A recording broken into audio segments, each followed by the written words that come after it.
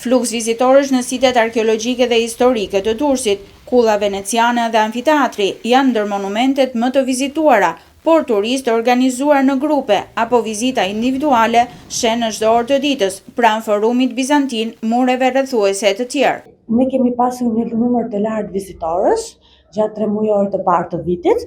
Vetëm kulla veneciane ka mirëpritur rreth 900 vizitorë, të cilët kanë ardhur për të parë këtë monument dhe për të shijuar pjesën e programeve multimediale, ndërsa amfiteatri i qytetit të Durrësit ka mirëpritur rreth 2000 vizitorë. Është një shifër e lartë për sa i përket vizitorëve dhe mendoj se është një fillim i mirë për sa i përket sezonit veror. Vizitorët kemi pasur nga vende të ndryshme të botës, duke filluar që nga Europa perëndimore, ku përfshihen italianët, gjermanët, anglezët, francezët, izraelit kemi pasur, portugez, ndërsa mund të veçoja edhe pjesën e grup moshave, që kemi pasur grup mosha të ndryshme, duke filluar nga studentët, fëmijët dhe më pas grup mosha të statusit të pensionistëve.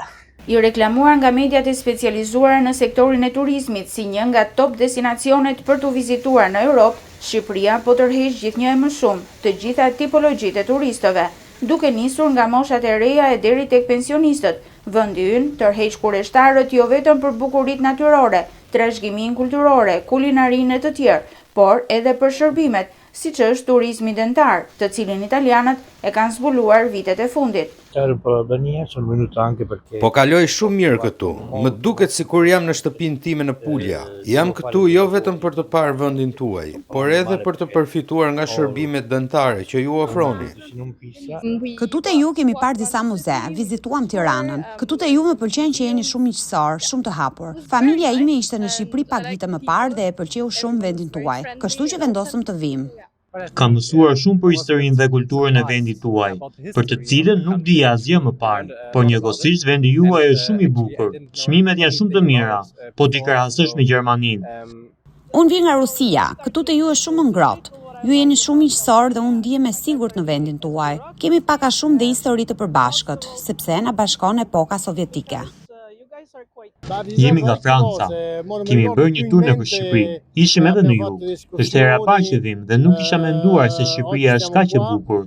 Do t'ju bëjmë shumë publicitet të mirë kur të kthehem në vendin tim. We love Albania.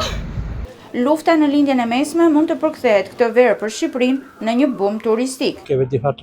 Ju keni bërë hapa gjigant përpara. Jeni një popull që po ecën përpara. Keni mësuar edhe nga ne. Unë jam një operator turistik në vendin tim.